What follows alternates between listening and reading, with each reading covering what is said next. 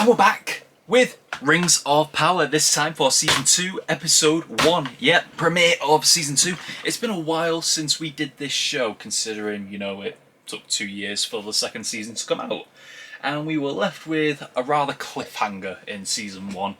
We actually got the new Rings of Power with the 3 Elven rings. Sauron, what was his name? Halbrand was officially revealed as Sauron after many hints throughout the season. Mordor has officially been created, or been renamed. The Southlands has been renamed as Mordor. Mount Doom has erupted. Yeah, quite a lot of things happened. And I'm interested to see how it all unfolds. Because apparently the writers of the show, or the showrunners, said that this season would be much more in line with the books, because I know a lot of people got turned off by the first season because it didn't follow the books to the letter. So yeah, hopefully this season can fix that kind of problem. But we have to find out. So what's happening? 3 Elven rings have been made, Sauron has been revealed, and Adar is in control of Mordor right now. Nori and the Stranger are off to find out what his whole deal is. The thing is though, with the Stranger, I don't know if it's Gandalf or Saruman, because there's evidence to support that he's both, or either one of them. First of all, well, for Gandalf, it said, yes, he's grown attached to the Half-Foot, so we knew we were going to become the Hobbits at some point. And he said a line which Gandalf said in the Fellowship of the Ring, or near enough. But then there's also the side of him being Saruman, because the 3 witches, I'll call them, from the last season, when they found out he wasn't Sauron, they said he's the other. And Saruman was supposed to be the other to Sauron, the opposite, because he's supposed to be the White Wizard who combats Sauron, so that's made me thinking it's Saruman. I don't know which one it is.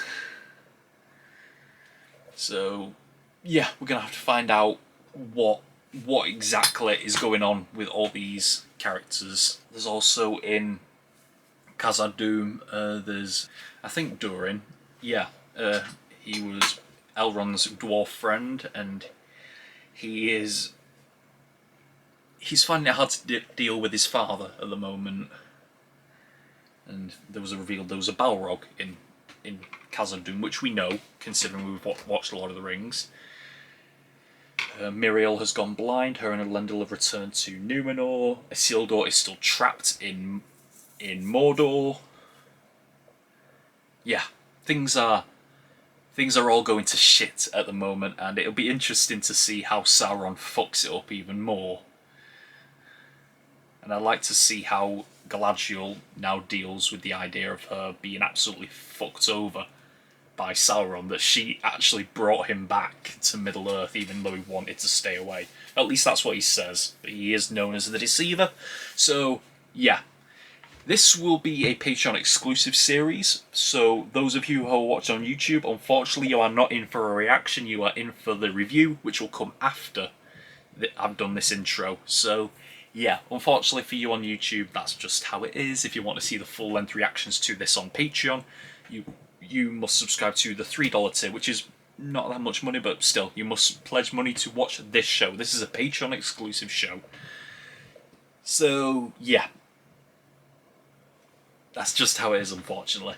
So, yeah, that's all I've got to say for now. And let's just get into Rings of Power Season 2, Episode 1, starting right now. Okay, so, since Rings of Power is unfortunately a Patreon exclusive series, there will be no reaction this video. Instead, you'll be getting the after-episode review. But for any of you who want a slight glimpse into what you're missing over on the Patreon, here's a few clips. Oh!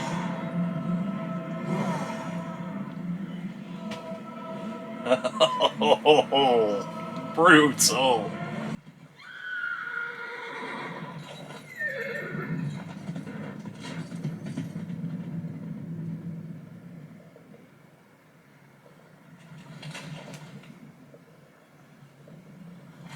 No.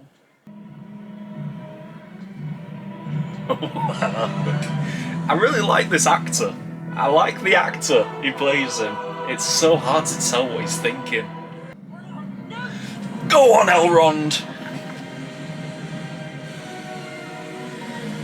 Elrond is a G! Okay, so back to the video. Ouch! Ouch!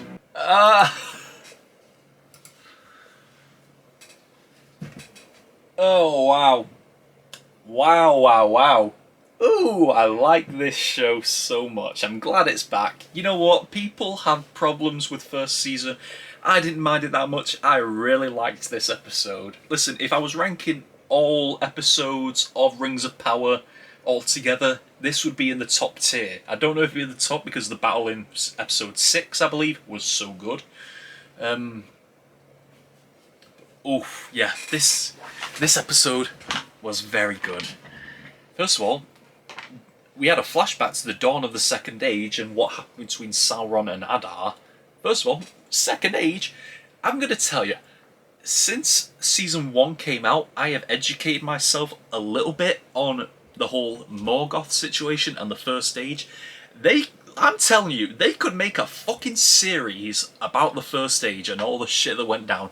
The budget would have to be off the scale huge to do it faithfully, but if they could do it faithfully, it would probably be the best series ever known to mankind. Because that story is incredible. The Silmarils, Sauron, Morgoth, the elf kinslaying stuff, the army of Balrogs, the great battle. Oh, mate. The dragons.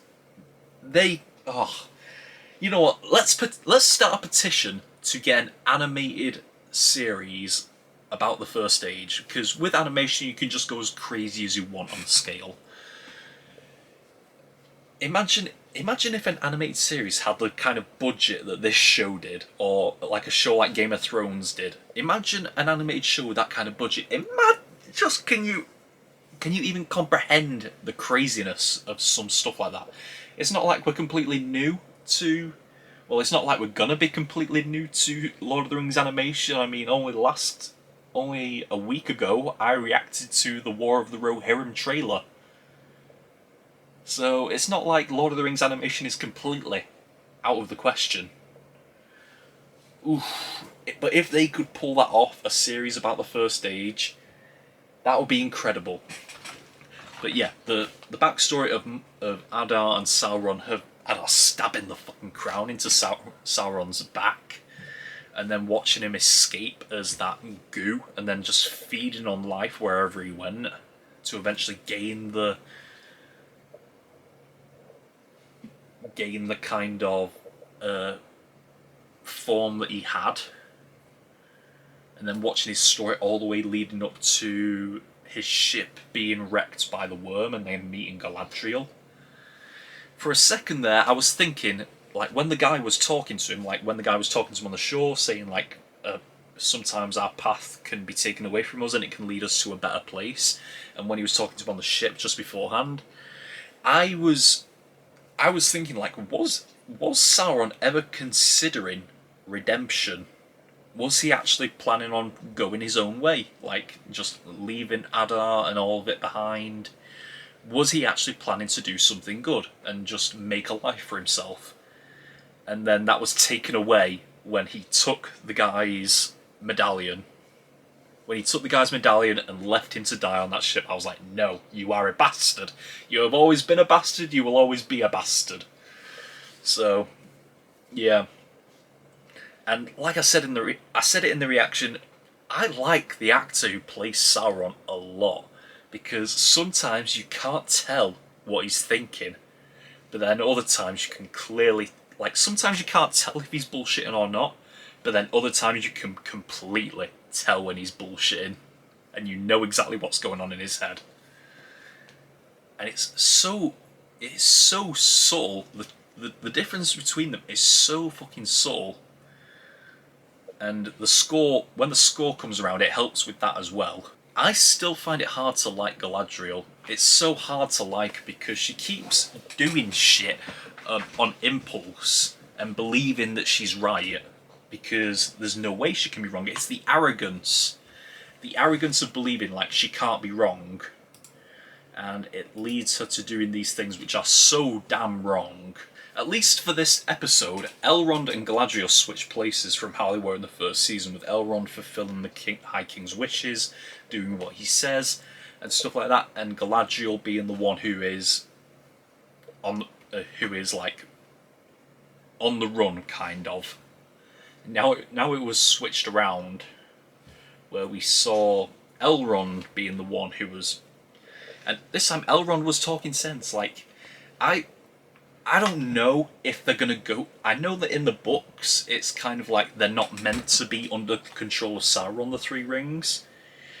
But just the way that they've played this makes me think that Elrond is right, just because Galadriel has been so wrong so many times before.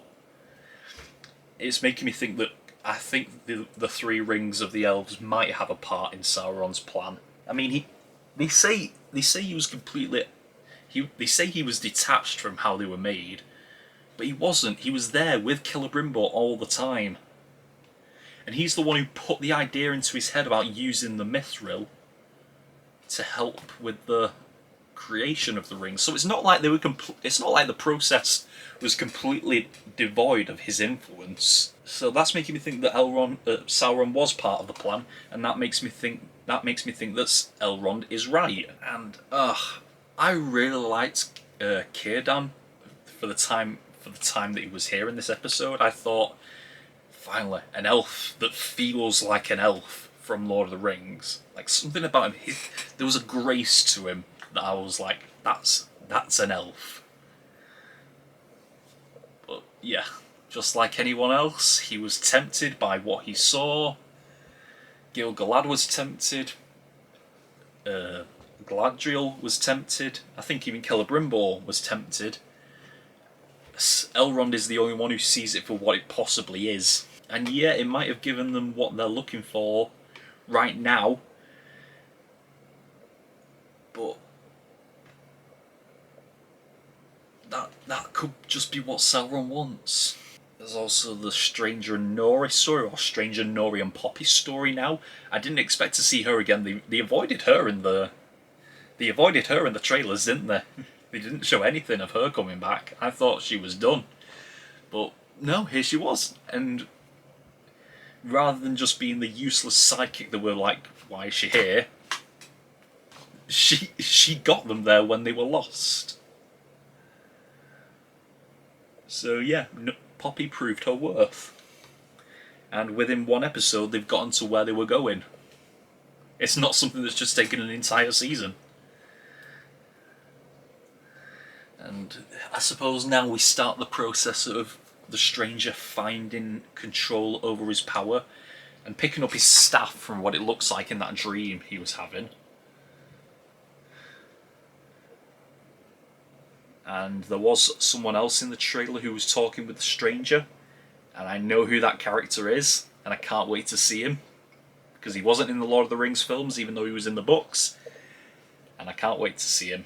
I can't wait to see him in this show and to see how they'll handle that character, whether they'll give a definite answer to what he is or not. Because I prefer they don't. But yeah, they've also got a tail on them, someone who is following them, or a few people who are following them, with awesome looking masks, I'll add. But only time will tell, or the episodes that have released will tell, maybe, if or who those people are. And I tell you what, I just love when I get what I want. Because it's like there were 3 stories in this episode. There was the Elrond and Galadriel story, there was the Stranger and Nori story, there was also what was happening in Mordor, and I love that I can sometimes get what I want so quickly. And that came in the form of Waldrig dying a painful fucking death. Good! You treacherous old fucker. Good. I hope it did it slowly and bit a piece of you off little bit by little bit and made it as long and painful as possible. So, and there was Adar as well. You can tell the doubt is nibbling away at him after Halbrand showed up, or Halbrand showed up and told him about Sauron being with the elves and giving them a way to fight against Mordor. He's just bullshitting everyone, and I love it. He's like the Emperor. He's not a character who has to fight to get what he wants. It's just a few simple chosen words, and he'll get what he wants. He's the deceiver. He is the great deceiver. Gil-galad sent a messenger hoping to get to Celebrimbor and tell him that Halbrand is actually Sauron, but it didn't get there before Halbrand did. It didn't get to him before Halbrand did, and this is where the deception is going to start. The 7 rings for the dwarves are going to show up. The 9 rings for the men are going to show up. Tell you what, I am very interested to see if the 9 rings goes to any characters that we already know, because there's a lot of characters from the last season that we did not get in this episode. There was no Durin, there was none of Khazad-dûm whatsoever, there was no Miriel, there was no Elendil, no Isildur, none of that. I'm sure there was other stuff as well that I'm forgetting. No Arondir, no Bronwyn, no Theo. All of that was gone. But I'm sure it will show up sooner or later. This was only episode 1. So yeah, I'm so excited. I really liked this episode. And for those of you who watch on Patreon, I hope you like my reaction to it. Please. So, yeah. I don't know what else to say. So I think that's all we've got for now. I'm going to go start watching reactions to this episode because I'm very excited about what other people thought. So, yeah, that is all we've got for this episode of Rings of Power. Until next time, we are over and out. Bye!